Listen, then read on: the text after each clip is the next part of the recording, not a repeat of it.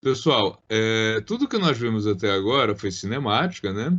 E a gente viu cinemática em uma dimensão. Agora a gente vai sair desse mundo chato em que as coisas só podem andar em linha reta e pelo menos os objetos vão poder circular num plano, né?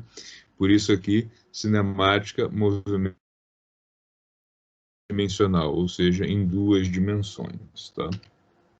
Eu sei que vocês estão muito ansiosos para começar a ver isso, né? Já tem alguns vídeos lá no canal do YouTube sobre o assunto. Movimento de projéteis é o último tópico desse bloco primeiro aqui, de cinemática da partícula. Terminando ele, a gente faz uma avaliação para, né, ver como é que vocês se situaram aqui, para não misturar com dinâmica e energia, que vai ser o assunto aí da nossa segunda avaliação, tá? Então a gente está aí finalizando a etapa 1 da disciplina. O movimento de projéteis tem esse nome por uma razão histórica, né?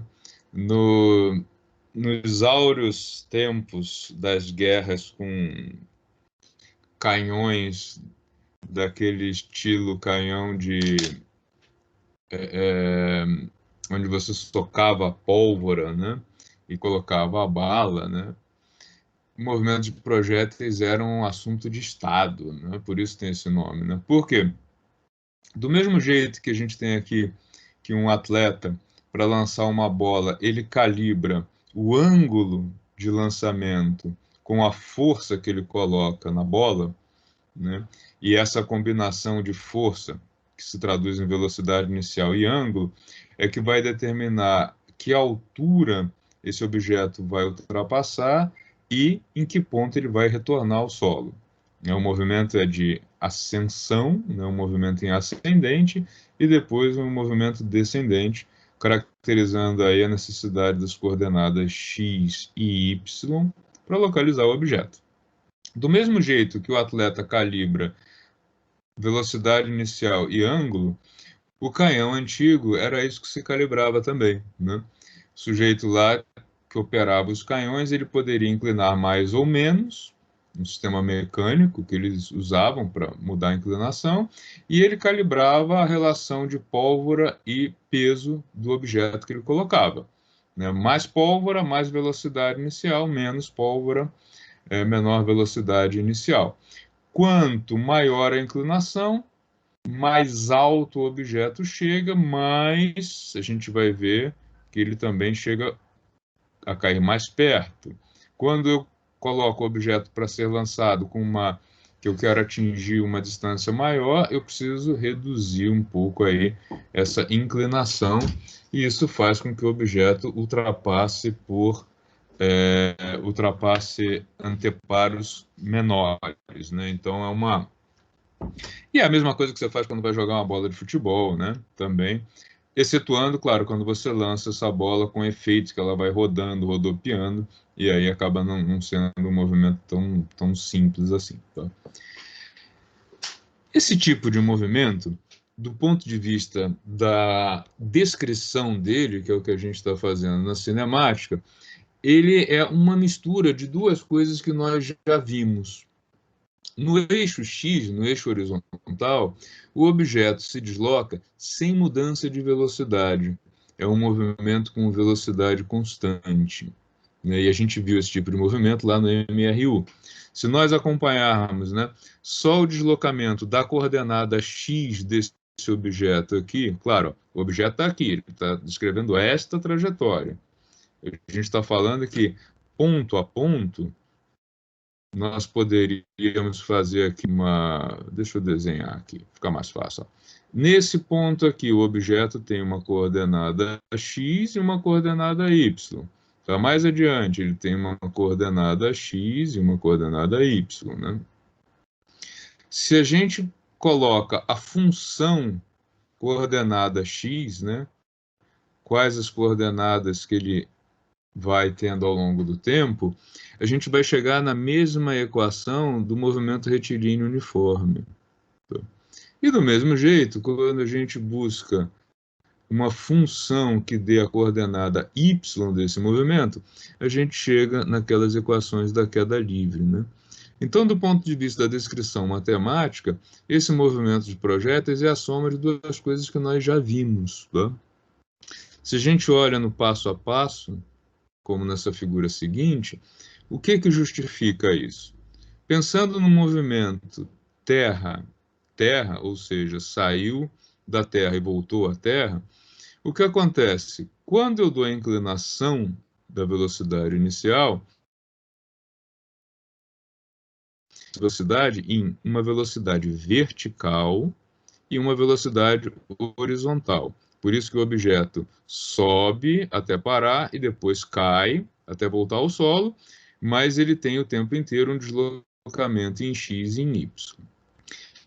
Se a gente olha para o deslocamento em x, a velocidade, né, a parte da velocidade horizontal, ela é constante ao longo de todo o movimento, ela não se altera. Por isso que a gente usa lá o x igual a, perdão, o x de t igual a x0 mais velocidade x vezes o tempo. Por outro lado, no movimento vertical, o objeto se desloca sob a ação da força gravitacional, ou seja, a Terra está o tempo inteiro puxando o objeto para baixo. Na verdade, para baixo, uma figura de linguagem que a gente usa, o objeto vai sendo puxado para o centro da Terra. Na parte ascendente, quanto mais o objeto sobe, menor vai ser essa velocidade. Ela vai encolhendo devido ao quê? Aceleração gravitacional que aponta para baixo, uma aceleração contrária a esse movimento. Então o objeto vai sendo freado até um ponto onde ele para de subir, que é o ápice da trajetória, é o momento em que ele atinge o ponto mais alto dessa trajetória. A partir daí, o objeto vai perdendo altura, mas aumentando a velocidade até que ele chegue no solo. Tá? Então, para o eixo Y, a gente tem uma coordenada que varia de acordo com a posição inicial, com a velocidade inicial e com a aceleração gravitacional terrestre. Então, a gente cai aí na mesma descrição que nós tínhamos para a queda livre. Tá? O que nós vamos usar do ponto de vista matemático agora para tratar esse tipo de movimento é a equação do movimento retilíneo uniforme para a coordenada x e aquelas três equações da queda livre para a coordenada y. Então, ao invés de uma equação, de três equações, nós teremos quatro, uma delas para o eixo x e outras três para o eixo y. Lembrando que, na realidade, nós não temos três equações, né? Essa terceira equação de Torricelli, ela é a soma das equações de y em função do tempo e de velocidade y em função do tempo. Tá? Então, a rigor, a gente tem duas e uma, tá? A melhor maneira de tratar disso com vocês é fazendo exemplos, né? Nós já vimos bastante do tratamento matemático aí da cinemática e ver isso na forma de exemplos, acho que é a maneira mais interessante e mais fácil para vocês. Então, aqui, lembrando que a gente está trabalhando insistentemente a questão de ler um texto, conseguir interpretá-lo e dar aí uma roupagem matemática para ele. Então, vamos pegar aqui esse texto, vamos lá para a nossa lousa, né? Vamos lá para o whiteboard. Deixa eu mudar o compartilhamento para que vocês vejam a tela do whiteboard. Só um minuto. Parei. E voltei a compartilhar. Ok. Então, o que nós vamos... Esse aí não vai ter o observador. Vai, o observador continua lá na origem. Observador elegante, bonitão. Continua aquele bonitão lá, super... Nada inspirado no Zeferino do Enfio. É o próprio, né? É o próprio Zeferino, na verdade, a Graúna, né? Esse desenho é uma inspiração na Graúna lá, que era o personagem da tirinha do Zeferino. Quem tem menos de 40 anos não tem a menor ideia do que a gente está falando, né? Uma crueldade isso com quem tem menos de 40 anos, porque não viu esse negócio, não viu o Enfio, não viu nada disso, né? Então, olha só. O projétil, então, aqui a gente vai tratar de um projétil que ele vai ser lançado com uma velocidade de módulo 30 metros por segundo. Só que qual é a diferença agora? Ela forma um ângulo de 30 graus com a superfície horizontal, tá? O que vai acontecer? Bom, se a gente coloca aí, primeira coisa, antes de começar, como é que a gente divide essa velocidade devido a esse ângulo, hein? Tá? Lançar o objeto assim, V0, significa que você lançou ele para frente, que é o que a gente está chamando de V0x, e para cima, né? E você precisa calibrar aí o pé na hora que vai chutar a bola ou que vai lançar ela com a mão, do quanto que você quer que ela vá para cima e o quanto que você quer que ela vá para frente, tá? O dado sobre isso é fornecido, em geral, com o ângulo formado entre a velocidade e a superfície horizontal, tá? A gente pode olhar isso num triângulo retângulo. Deixa eu fazer outro desenho aqui, onde eu tenho a velocidade aqui. Aqui no eixo horizontal, a gente tem a velocidade V0x e no vertical a gente tem o V0y, né? Que é o mesmo comprimento aqui e aqui, tá? E o ângulo está aqui, o ângulo θ, que é o ângulo de lançamento. Isso aqui é um triângulo retângulo, que tem V0 de hipotenusa, V0y de cateto vertical e o V0x de cateto horizontal. A definição de seno e cosseno no triângulo retângulo, retângulo aqui, tá? Ela é a seguinte: o que é o seno de um ângulo? Seno de um ângulo é o cateto oposto a ele, nesse caso V0y, dividido pela hipotenusa do triângulo, que nesse caso é o V0.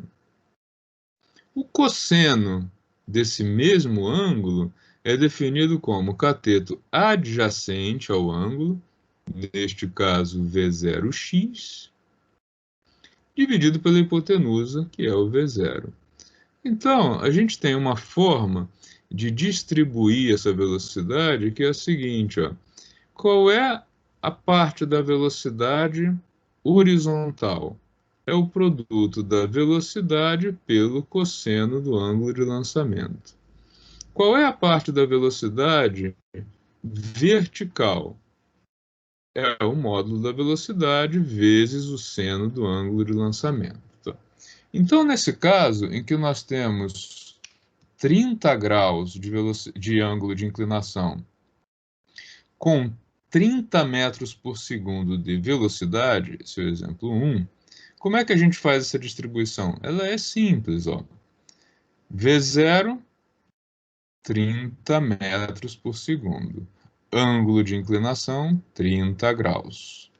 Então, quem é o V0x? Qual é a componente x da velocidade?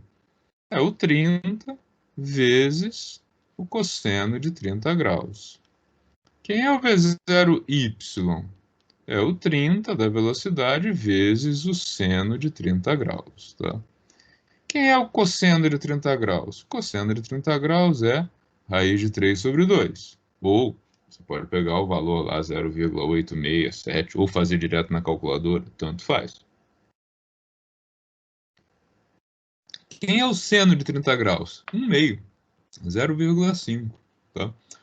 Então, esse objeto ele foi lançado com uma velocidade horizontal de 15 raiz de 3 metros por segundo, ou o valor fragmentado lá, que vai ser, deixa eu ver aqui, deixa eu pegar assistente,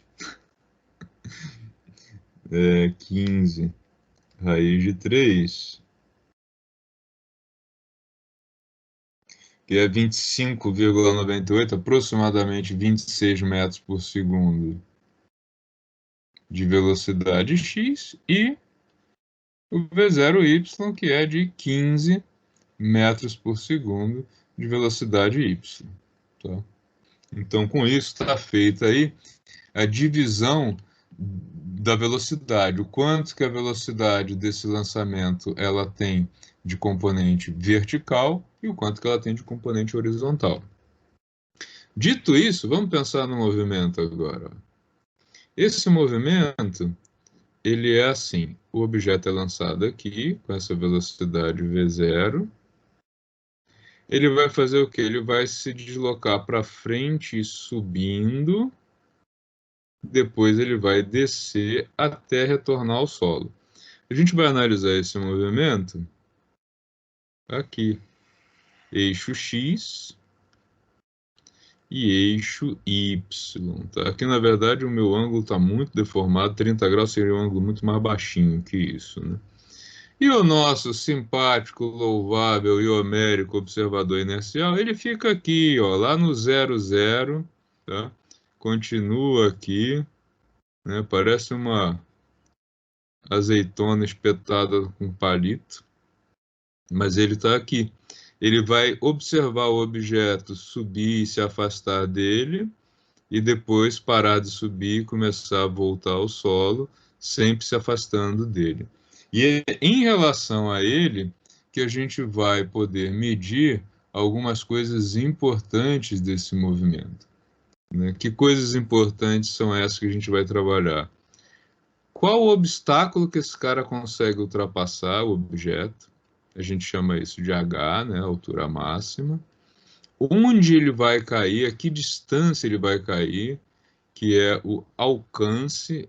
Vou usar o H e R porque são símbolos, não são símbolos padronizados, mas são usados no mundo todo, né? O R vem do reach, para alvo, né? Na verdade, não alvo, é alcance mesmo, né? Onde o objeto chega.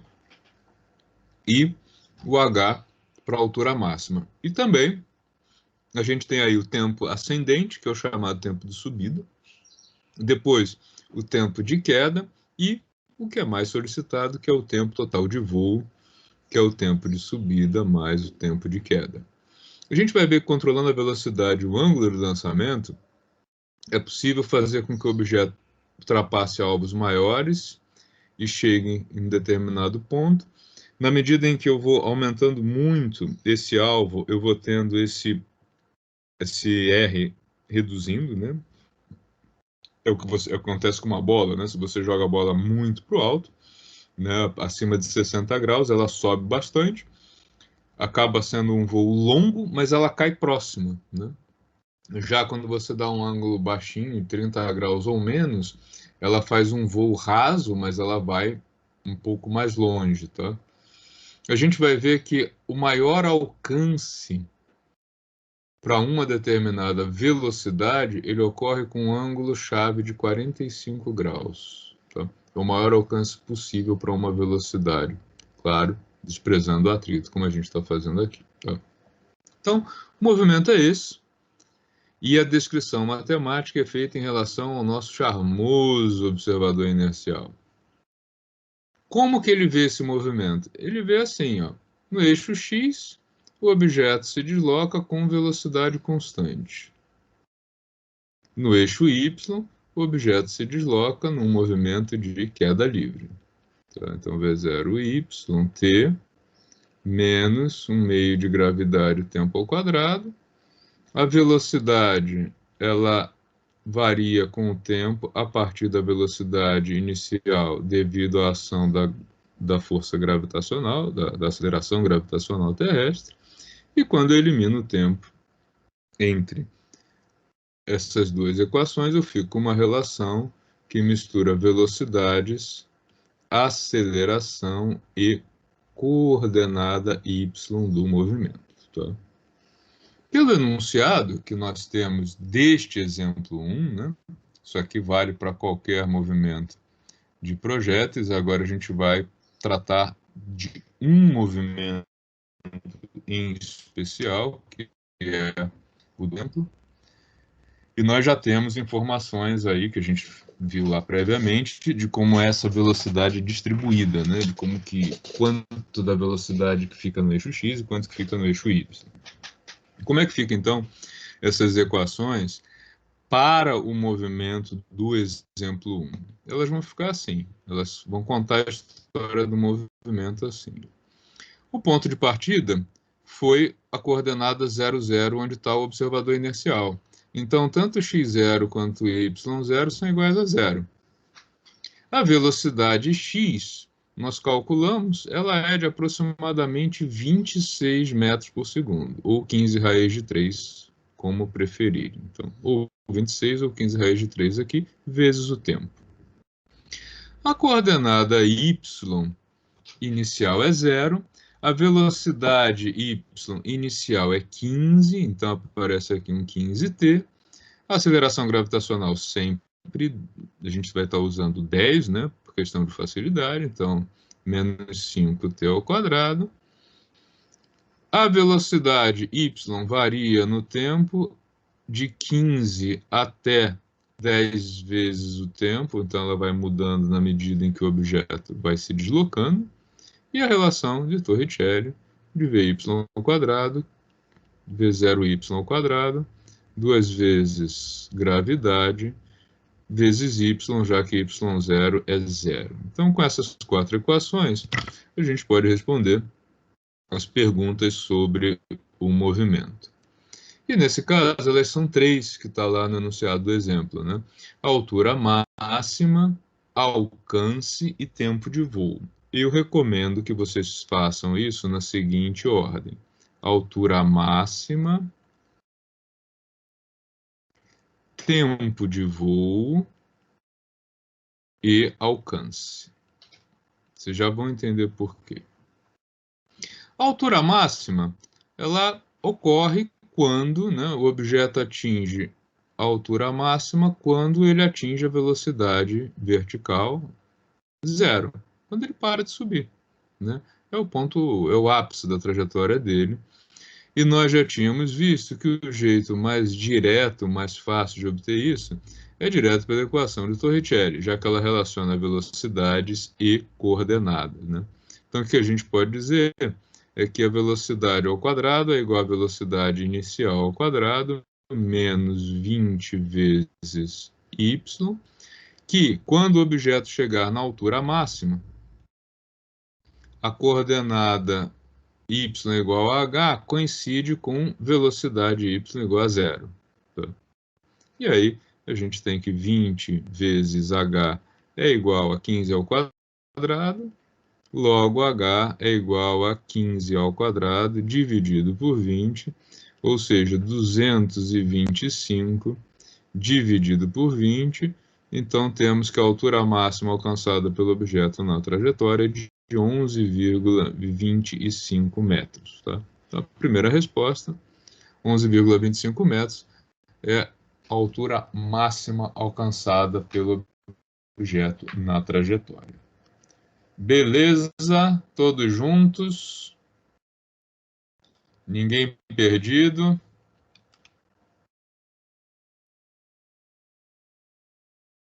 Na sequência, a gente pode calcular o tempo de voo do objeto, porque a gente vai ver que o tempo de voo é que determina o alcance. Então, tentar sair no braço para calcular o alcance primeiro é um gasto de energia desnecessário, tá?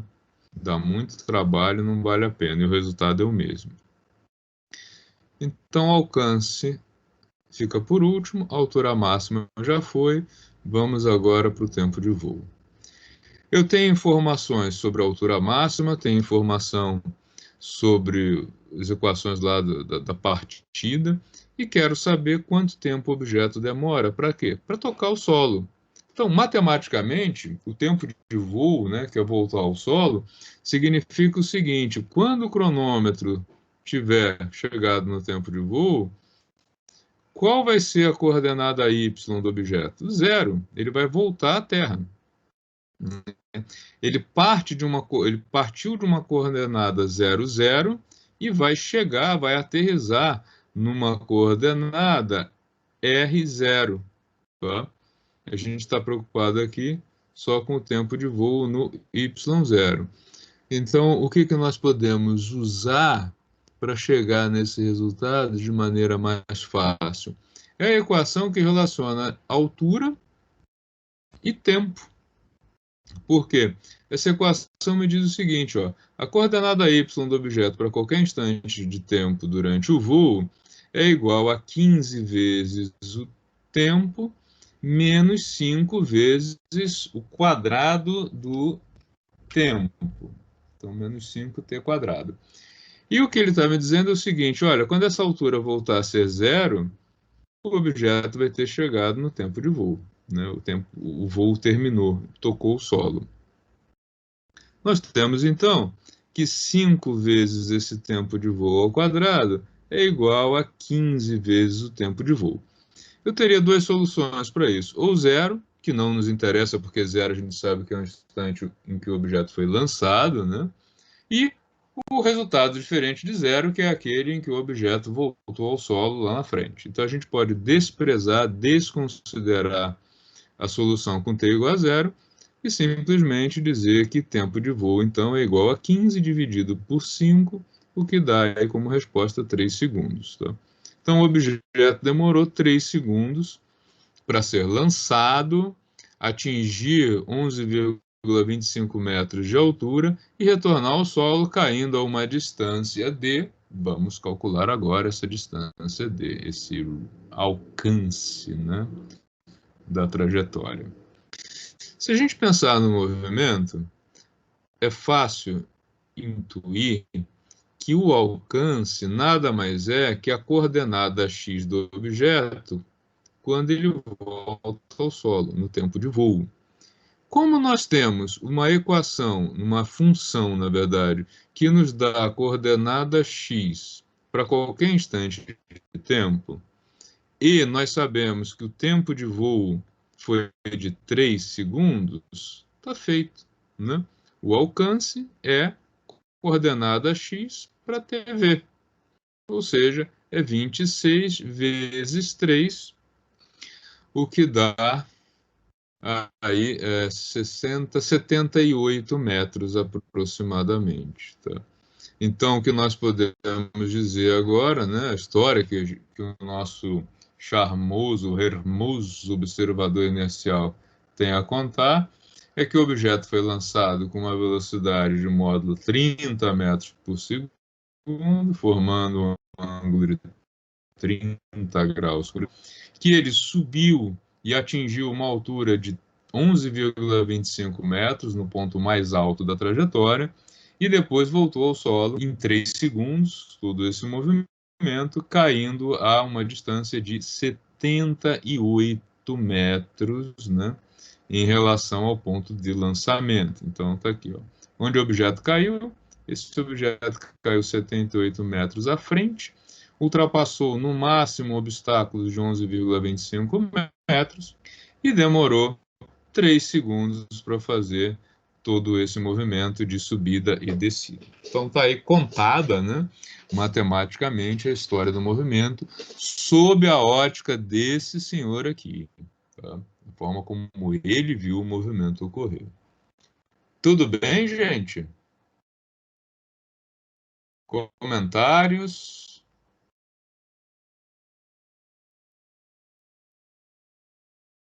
Ninguém tem nada a dizer. Eu estou falando sozinho, será?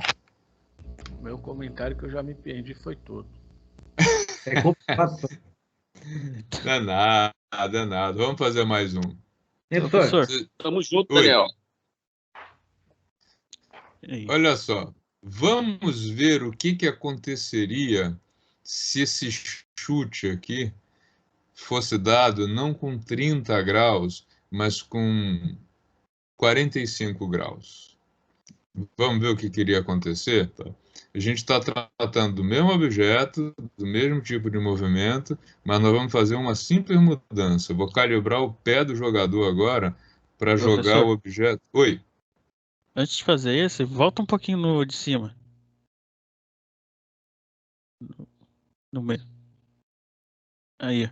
No TV, o senhor cancelou o 5 TV ao quadrado com TV do 15 do outro lado? Sim, porque eu desprezei o resultado como sendo zero. Ah, tá, entendi. Né? Porque assim, eu sei que o objeto passa pela coordenada y0 em dois momentos. Um é no lançamento, que é tempo igual a zero, que não nos interessa. E o outro é quando ele cai de novo. Tá? Se você pegasse isso daqui, a gente pode fazer também, ó. Tá? Se você pegasse isso daqui e resolvesse usando o método da equação do segundo grau, vamos ver como é que ficaria. A gente pode fazer 5 tempo de voo quadrado menos 15. Opa! Deixa eu jogar isso mais para baixo. Vamos lá. Ó. Se eu resolvesse por Bhaskara, né? Como é que ficaria esse resultado? A gente tem 5 tempo de voo quadrado menos 15 tempo de voo igual a zero, tá? Tanto faz ser o sinal dos dois, tudo bem. Se a gente lembrar da equação do segundo grau, ela diz o seguinte, ó. AX2 mais BX mais C igual a zero, tá? O que a fórmula de Bhaskara diz? O X, ou nesse caso o tempo de voo, é igual a quem? Menos B. Então, menos 15, 15. Mais ou menos raiz quadrada de B ao quadrado. 15 ao quadrado, menos 4 vezes A, nesse caso é o próprio 5, vezes C, que é zero. Né? Não tem o termo independente da equação. Tudo isso dividido por 2 vezes A, 2 vezes 5. Tá? Então aqui nós temos 15, mais ou menos raiz quadrada de 15 ao quadrado, que é o próprio 15, dividido por 10 quadrado, que é mais ou menos 15, dividido por 10. Então, as soluções possíveis, 30 dividido por 10, que é 3 segundos, que é o que nós adotamos, ou 0 segundos, que a gente sabe que não corresponde ao tempo de voo, mas sim ao do lançamento. Tá? Por isso que aqui eu simplesmente fiz assim. Ao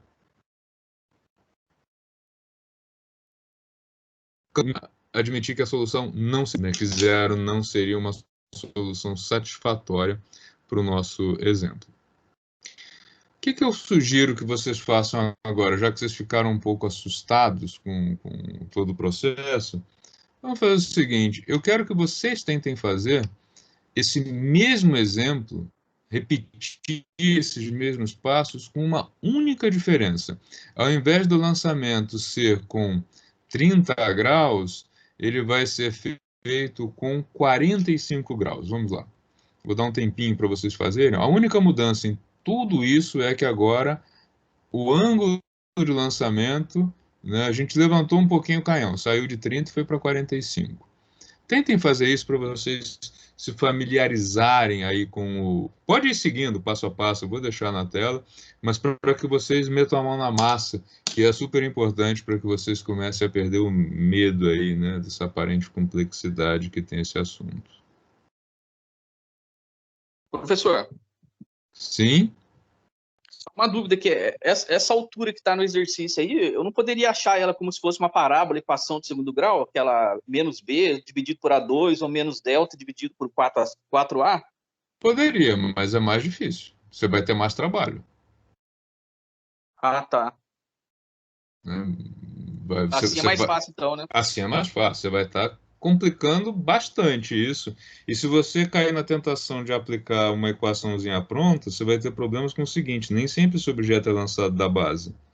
Ele pode ser lançado de cima. Pense, sim. por exemplo, quando um jogador de futebol ele vai cobrar um arremesso lateral. Arremesso lateral não é o escanteio, o lateral mesmo, que ele bate com a mão, né? Sim.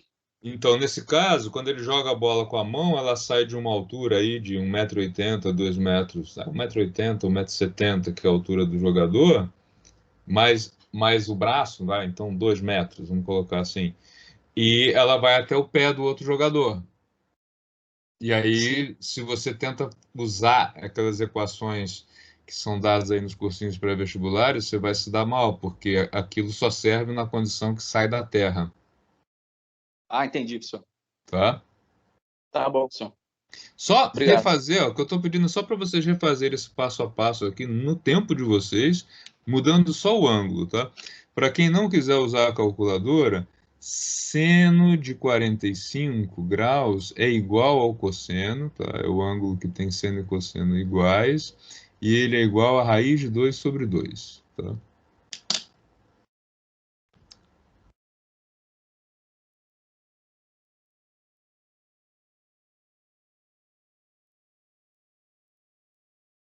Enquanto vocês fazem isso, eu vou já preenchendo a nossa gloriosa lista de chamada aqui.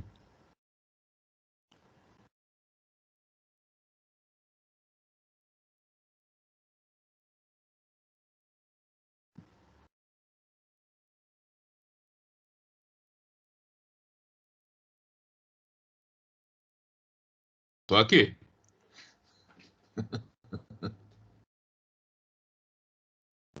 Não se pode falar com o microfone aberto, professor. Professor, sobre esse exercício aí, estava vendo uma reportagem ontem também no Fantástico. É sobre golfe, a bolinha do golfe, né?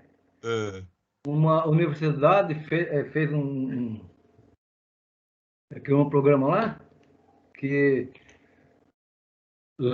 a máquina lança a bolinha do golfe e chega lá com precisão lá no buraquinho lá. Mas olha, aí você faz uma coisa muito mais complexa do que a gente está fazendo aqui, né? Porque lá ele precisa calibrar com relação ao vento, a densidade do ar, se tem vento lateral, se não tem. É uma sofisticação muito grande em relação ao que a gente está fazendo. Mas dá para fazer. E é o que você faz em todo lançamento, né? É Você interessante. tem você tem o esportista, aí a gente vê como é que a máquina humana ela é potente, né? O jogador de futebol, o jogador de tênis, né? Basquete, ele faz isso mentalmente, ele ajusta as mãos ou os pés para fazer isso, né?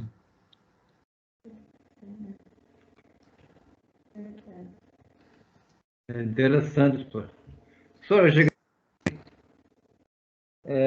101,25 metros, 9 segundos e 263 metros e 25 centímetros. Já chegou? Já fizeram? Todo mundo já fez? Eu já fiz.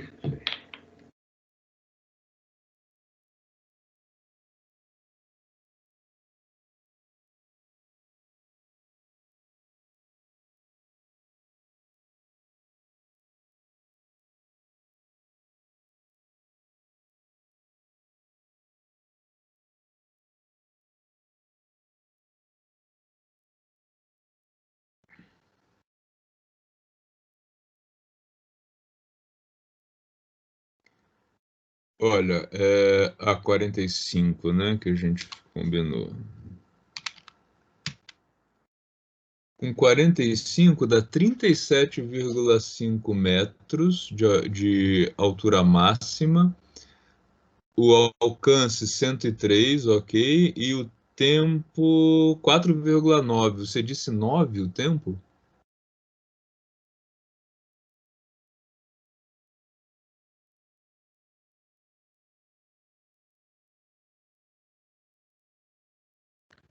Que o tempo não é 45t menos 5t ao quadrado? Não, cuidado. Agora teve uma mudança, né, na velocidade. Porque você tem agora você tem 45 graus. Então, o que vai acontecer nesse lançamento? Deixa eu descer mais aqui. Quando a gente muda para 45 graus, o que vai acontecer lá no V0Y, V0X? Lembrando que o V0X é a parte horizontal da velocidade. Então, é o V0 vezes o cosseno do ângulo de inclinação. Já o V0Y, ele é a velocidade vezes o seno do ângulo de inclinação. Então, com 45 graus, né, a gente tem aqui θ 45 e a velocidade de 30 metros por segundo, o que vai acontecer? O V0x é 30 raiz de 2 sobre 2, ou seja, 15 vezes a raiz de 2 metros por segundo. Você pode fazer pela calculadora também. E o V0y vai ser igual, porque com 45 graus, seno e cosseno são iguais, tá? Então vai dar também 15 raiz de 2 metros por segundo. Se você quiser trabalhar com valor em decimal, né, já aí aproximado, né, pela calculadora, isso dá aproximadamente 21,2 metros por segundo. Então, muda os valores aí na equação. Como é que vão ficar as três equações, as quatro equações do movimento? A gente vai ter, então, que posição é igual à posição inicial, que é 0, 21,2, desculpa, aqui, 0,2 aqui, 0,2 aqui. Eu prefiro, nesse caso, trabalhar com 15 raiz de 2, tá? Então, a posição inicial é igual à velocidade inicial, 15 raiz de 2, vezes o tempo. A coordenada y é igual a 15 raiz de 2 vezes o tempo, menos 5 tempo ao quadrado, que é a gravidade sobre 2. A velocidade y em qualquer instante vai ser o 15 raiz de 2 menos gravidade vezes o tempo. E a equação de Torricelli, Vy ao quadrado igual a 15 raiz de 2 ao quadrado. Isso aqui vai dar 225 vezes 2, 450, tá? Menos 2 vezes a gravidade, 20 vezes a coordenada y. Então, as quatro equações, elas ficaram diferentes por conta da mudança da velocidade, do ângulo que a velocidade forma com o eixo x. Né? Ele subiu em 15 graus, aumentou em 50% o ângulo de inclinação. Dá uma revisada aí no que você fez, para ver se você consegue descobrir onde foi o equívoco.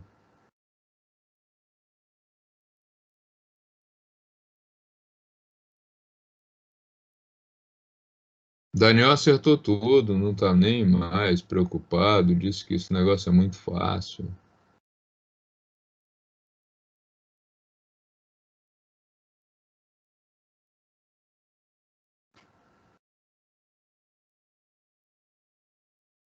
Não tem nada, professor. Tô tentando fazer aqui ainda. Mesmo que o senhor colocou aí, tô tentando fazer aqui. Difícil. É nada, é nada. Professor, Oi, pode esse falar. velocidade inicial de y aí que o senhor colocou 2, é limite de... Eu não entendi o final, o resultado. Não, é 21,2, não é limite, é porque o 15 raiz de 2 é 21,2, eu não tinha. Eu fiz uma coisa. 21,2, né? Eu fiz uma coisa de professor preguiçoso aqui. Deixa eu consertar a lousa, né? Fiquei com preguiça de usar o apagador. É 21. Eu deixei 21,21, tá errado? Não, não dá no mesmo. Não vai mudar quase que nada. Ah, tá bom. Tá? Obrigado, senhor. Ó, tô fazendo a chamada. Daniel presente. Esse Dylan, ele é da turma? Eu acho que eu nunca vi o Dylan na sala de aula.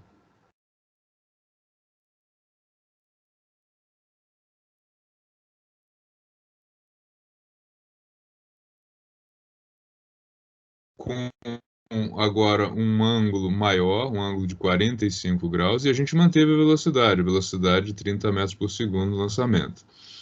O que alterou em relação ao lançamento com 30 graus é que a velocidade em x ficou menor e em y ficou maior. E a gente vai analisar o efeito disso, né, na trajetória como um todo desse objeto. Isso vai impactar no tempo de voo, no ponto mais alto da trajetória e também, certamente, no alcance do objeto, né? O objeto vai cair num ponto diferente aí do lançamento anterior. O desenho é o mesmo, né? O objeto sobe, para de subir e cai. Agora, o quanto que ele sobe e o quanto que ele vai se distanciar da origem vai mudar devido à mudança do ângulo de lançamento, e é isso que a gente vai apreciar agora, tá? Nós já fizemos lá a divisão das velocidades, né? Já aparece aqui, eu deixei tudo em termos da raiz, quem quiser trabalhar com 21,2 ou com 21,21, ok, não vai fazer nenhuma grande diferença, tá?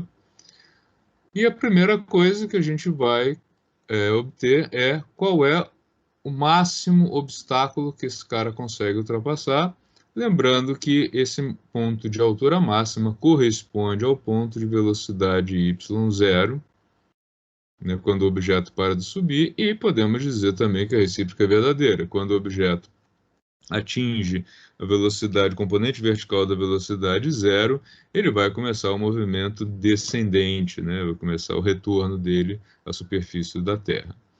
Para fazer isso, o jeito mais simples, o jeito mais direto é usando a equação de Torricelli, que relaciona velocidade y com velocidade inicial y. Eu já coloquei aqui o 450, tá? Direto, menos 20 vezes y.